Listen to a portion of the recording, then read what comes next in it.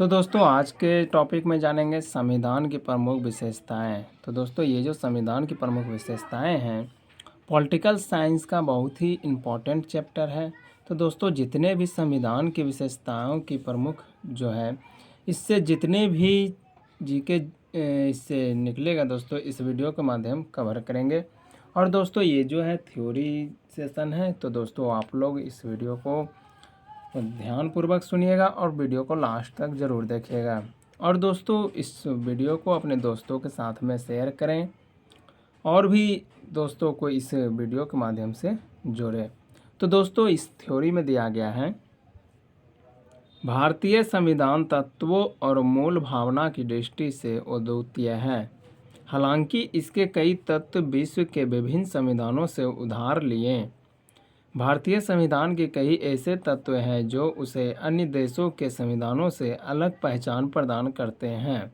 यह बात ध्यान देने योग्य है, सन 1949 में अपनाए गए संविधान के अनेक वास्तविक लक्षणों में महत्वपूर्ण परिवर्तन हुए हैं।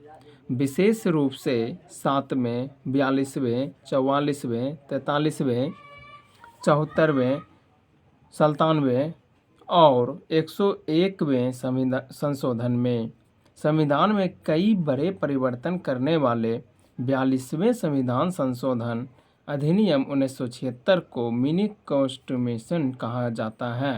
हालांकि केशवानंद भारतीय मामले 1973 में सर्वोच्च न्यायालय ने व्यवस्था दी थी कि अनुच्छेद 368 के तहत संसद को मिली संवैधानिक शक्ति संविधान के मूल ढांचे को बदलने की अनुमति नहीं देती।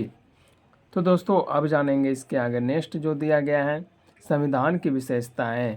दोस्तों संविधान की विशेषताएं में क्या दिया गया है, तो इस वीडियो के माध्यम से हम लोग जान पाएंगे। तो दोस्तों संविधान की विशेषताएं में संविधान के वर्तमान रूप में इसकी विशेषताएं निम्नलिखित है। तो दोस्तों संविधान की जो विशेषताएं हैं निम्नलिखित भागों में बांटा गया है। तो दोस्तों एक एक करके सभी बातों पे चर्चा करेंगे। नंबर 1 विशेषताएं दिया गया है, सबसे लंबा लिखित संविधान। तो दोस्तों ये जो संविधान है सबसे लंबा लिखित संविधान है। संविधान को 2 वर्गों में विभाजित किया जाता है, लिखित जैसे अमेरिकी संविधान और अलिखित जैसे ब्रिटेन का संविधान। भारत का संविधान विश्व का सबसे लंबा लिखित संविधान है। तो दोस्तों ये बहुत ही इम्पोर्टेंट है, यहाँ से जीके भी निकल कर आता है कि विश्व का सबसे हस्तलिखित संविधान कौन सा है। तो दोस्तों ये जो है भारत का है। यह बहुत समग्र और विस्तृत दस्तावेज है। मूल रूप से 1949 संविधान में एक प्रस्तावना 395 अनुच्छेद 22 भागों में विभक्त और 8 अनुसूची थी। वर्तमान में 2019 इसमें एक प्रस्तावना 470 अनुच्छेद 25 भागों में विभक्त और 12 अनुसूचियां हैं। सन 1951 से हुए विभिन्न संशोधनों ने करीब 20 अनुच्छेद व भाग 7 को हटा दिया और इसमें करीब 95 अनुच्छेद 4 भागों में, जैसे 4K, 9K, 9 खो और 14 को और 4 अनुसूचियां 9, 10, 11 और 12 को जोड़ा गया। विश्व के किसी अन्य संविधान में इतने अनुच्छेद और अनुसूचियां नहीं हैं। भारत के संविधान को विस्तृत बनाने के पीछे निम्न 4 कारण हैं। नंबर 1 भौगोलिक कारण, भारत का विस्तार और विविधता। नंबर 2 ऐतिहासिक, इसके उदाहरण के रूप में भारत शासन अधिनियम 1935 के प्रभाव को देखा जा सकता है। यह अधिनियम बहुत विस्तृत था। नंबर C जम्मू कश्मीर को छोड़कर केंद्र और राज्यों के लिए एकल संविधान।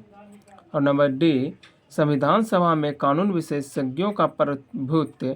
संविधान में न सिर्फ शासन के मौलिक सिद्धांत बल्कि विशिष्ट रूप में प्रशासनिक प्रावधान के विद्यमान है। इसके अतिरिक्त अन्य आधुनिक लोकतंत्रों में जिन मामलों को आम विधान अथवा स्थापित राजनीतिक परिपाटी पर छोड़ दिया जाता है, उन्हें भी भारत के संवैधानिक दस्तावेजों में शामिल किया गया है। नंबर 2 टॉपिक देखेंगे, विभिन्न स्रोतों से विविध।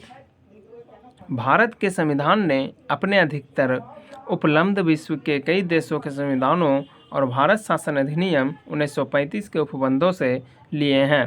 डॉक्टर अंबेडकर ने गर्व के साथ घोषणा की थी कि भारत के संविधान निर्माण विश्व के विभिन्न संविधानों को छानने के बाद किया गया है। संविधान का अधिकांश ढांचा हिस्सा भारत अधिनियम 1935 से लिया गया है। संविधान का दार्शनिक भाग मौलिक अधिकार और राज्य के नीति निर्देशक सिद्धांत क्रमशः अमेरिका और आयरलैंड से प्रेरित है।